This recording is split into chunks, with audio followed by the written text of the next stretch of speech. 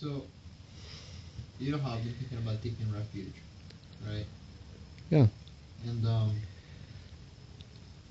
I have particular problems with one of the vows, which is not to take any life.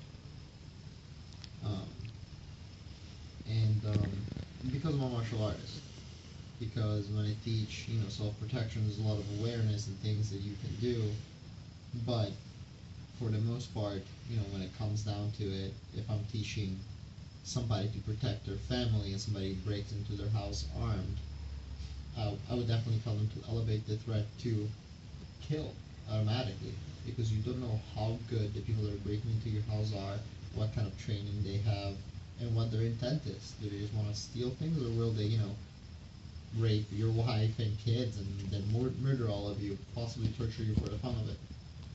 So realistically, because of that, you make the choice that since they made the choice to enter the house, hence, decide that your life is worth your possessions, possibly, and who knows what other perversions they may be thinking. We don't know.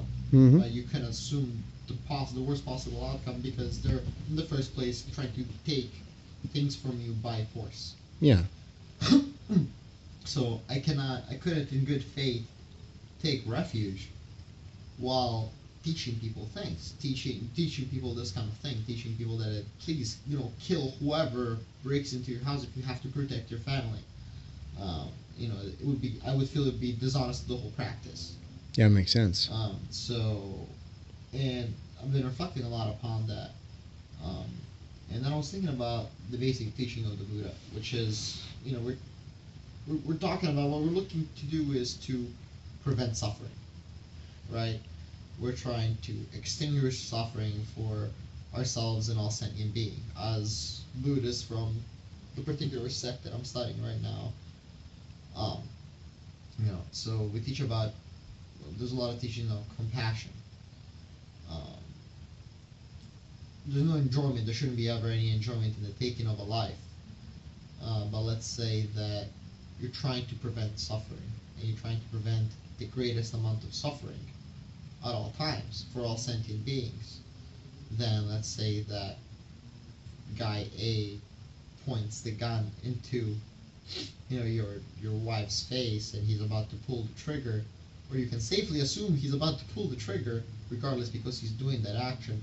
At that point in time, you have to prevent the greatest amount of suffering, because that's what we're looking to do. We're trying to prevent suffering. Try to turn the world into the divine place that it truly is. So for all sentient beings to be happy, he's breaking that law, the natural equilibrium, causing evil, harming somebody because of one of the poisons of the ego, your greed or selfishness, or you name it. Regardless, they're taking negative action, causing suffering to a great amount of people. So at that point, you do whatever is necessary within your means.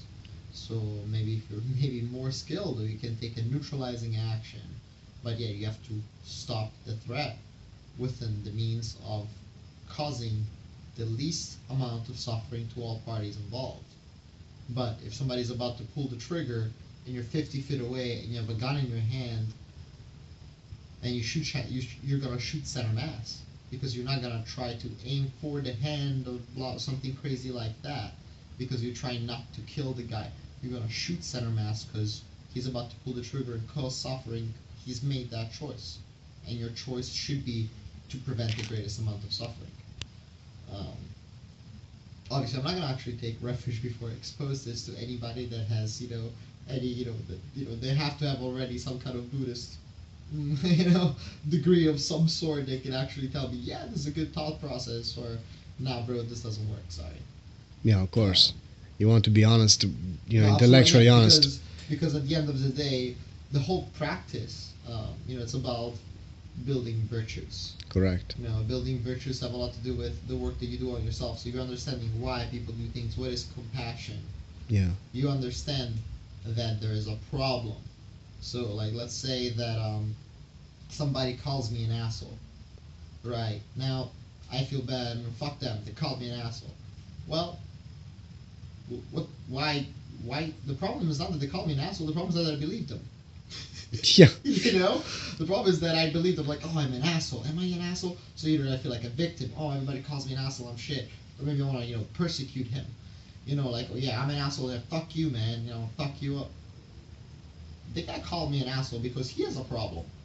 There is something that either I'm doing, so maybe I need to analyze my behavior. It makes him call me an asshole. Or maybe he's having a really fucking shitty day. Maybe, who knows, his fucking cat died. Or something is that, like, maybe, who knows, I randomly bumped him by mistake and I'm an asshole. There's something wrong with him. Like, are you okay? That's so. If you can have that thought process, stop from feeling prideful and be like, well, I'm not an asshole. Fuck you. Or feel like a victim. Man, I'm an asshole.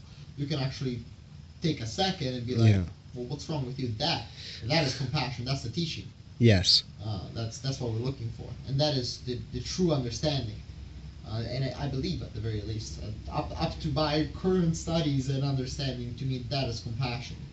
Is really understanding what the other person is going through, being able to see it through their eyes, and having the willingness to help within your means, obviously. Yeah. Because if you then overextend yourself, and then if you die too, then you can no longer practice compassion. Good. Then you have to deal with your karma and blah blah rebirth, and however that works. So not quite sure. But no, yeah. Makes sense completely.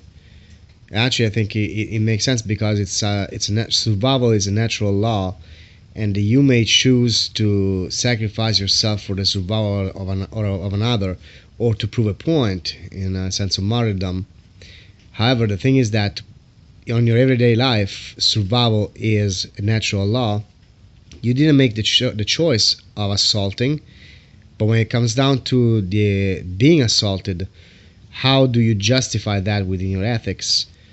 Is it possible to justify that within your ethics in the first place? And as you well said, it's really a matter of you're dealing with the greater good. So he made the choice to attack. However, there is a thing. You are a trained martial artist. The question is, do you really need to kill the guy? Exactly. So you go to the extent of the situation. Realistically, it's you can't say, can I? You can't say, can't I? Should I? Will I be able to? It all depends on the moment in time that'll be necessary, that within my capabilities to prevent suffering. So will I? If I have the choice, if I have the choice, let's say that let's say it's a moment in time, because that's all that fighting is. Yes. There's multiple moments in time. You're realistically safe until something actually hurts you. Yeah. Which is an interesting thought process when you actually go through it. The blade may be here, but it's not inside of you, so you're as safe as if the blade was never there. Right. So let's say you, at that moment in time, touch the guy, and my mind-body perception has the split second to have the choice. Do I turn his elbow, drop my weight, and have him sink into his own blade? Or can I, simply break the arm? Yeah. If I have the mind perception to do that, break the arm. But let's say then that there's two of them, Yeah. and there's the other guy that I know is coming behind him. I might sink him onto his blade simply because my family's still there. Yeah. Or my friends or whatever I'm trying to protect is still there. And if this guy can still pick up his knife with his other hand and come after me, then how are they going to protect themselves? Because there's still going to be two of them if the knife enters me. Yeah. And who knows if I'm going to be good enough a second time to be in the same position to disarm the knife or deal with two attackers at the same time. It's all a moment in time. True. And I have to be better than them for that split second, but I can always fuck up. Yeah. And if I fuck up, I'm dead. I guess. They're dead too, more suffering. True enough. However, the thing that I guess is that I guess it's according to skill. According to skill. Yeah. It has to be according. So if you can, you do. But if you have, let's say you have absolutely no training and no absolute tactical awareness, but you have a shotgun in your house because it's a good idea and you've been to the range, you know how to pump it. Somebody breaks into your house, and they have a stick in their hand, but you don't know how to fight, and it's a big guy. and there's your family there, you're gonna just pull the trigger to kill. Yeah. You're not gonna try to incapacitate the guy. I mean, like not even to cross the boundaries. That there's a lot to be said for the law But from that point of view. law, You the say, point. like, I was just trying to hurt him. Now you're getting like sued because you're not trying to protect your life because you were not thinking that you were in danger. Yeah, Of course you were in danger. but the legal part, it depends on which law is active in which place at what time. Go In down, which who knows? state, yeah, right. Yeah, go figure. So, I mean, there's so much to be said just for that. True, but I guess would you feel safe stating that provided that each situation requires a different kind of answer, but you should seek the most result with the least violence, which may actually come down to you shooting the guy in the head, and that may be the most result with the least violence, because if you think we could tie the guy down and torture him, instead you just kill him. But the thing is that the most result with the least violence is, do you think that would be the point of equilibrium in a self-defense situation? Always. I mean, obviously, because otherwise it's not self-defense. Outside of that, by definition, it's no longer self-defense. Self-defense means that you neutralize the threat. Period. Whatever that means. Whatever that means. You neutralize the threat. The moment you say, I'm going to kill my attacker, then you have the intent to kill. So no matter what the threat is, your response is eliminate. But you're trying to do the least amount of violence because you don't have a personal problem necessarily with the guy attacking you. Because then you involve emotions. You have a pride. Oh, he attacked me because he's an asshole, so I'm going to take his life because he deserves to die. Well, it's not up to you to judge whether he deserves to die or not. Yeah. It never was. But it is up to you to stop the suffering. It is up to you to protect your life because your life is precious and he's trying to take it from you. So by God, protect your own life. And also protect your own life because then you can protect more suffering, especially if it is within your means. But outside of that, going to being vindictive about it. He attacked me so he deserves to die. Well, there's an ego tool you're using there. There's your own thing that you're going through because you feel slighted because he's trying to take maybe he's got nothing else to live for. Maybe it's the worst day of his life. He decides he's gonna die today if he doesn't kill somebody and take their money so he can fucking survive because he can think of nothing else. He's at that point in his life. But you feel slighted because he's trying to kill you. Yeah. Who are you to judge? Who's anybody to judge that situation? Yeah, exactly. What you have to do is deal with things as they are, which is knives coming at you, guns pointing at your face, your life and your family's life is in jeopardy. That is what is actually happening. That's what's important. That's what you take care of. Outside of that, if your thought process, if your intent goes outside of that, then now you start involving your ego. Then your actions are unjust. Then you're doing violence for violence's sake, and you're disguising it as playing the savior. But you're playing the savior. You're not being compassionate to the guy that may be in the worst possible moment of his life. That's a perfect point. I agree. In fact, actually, if you would you stand behind if I said something to the effect of, you actually have to make yourself, no matter what you pursue, but in this case, the combat defense protection scenario, make yourself better and better and better, because the better you become, the less you have to use it. Oh, always. I mean, at the beginning of your quote-unquote self-discovery journey, especially when it comes to martial arts, you may enter because of tool of the ego. You may enter because you're scared, because you're picked on, so you want to fight back. You want to fight back maybe because you want to prove them.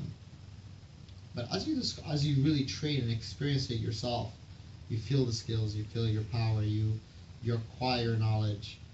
You start shedding that because you know what you're capable of. You know that you can truly hurt somebody. And you also know that if somebody calls you an asshole or inferior, you know you're not.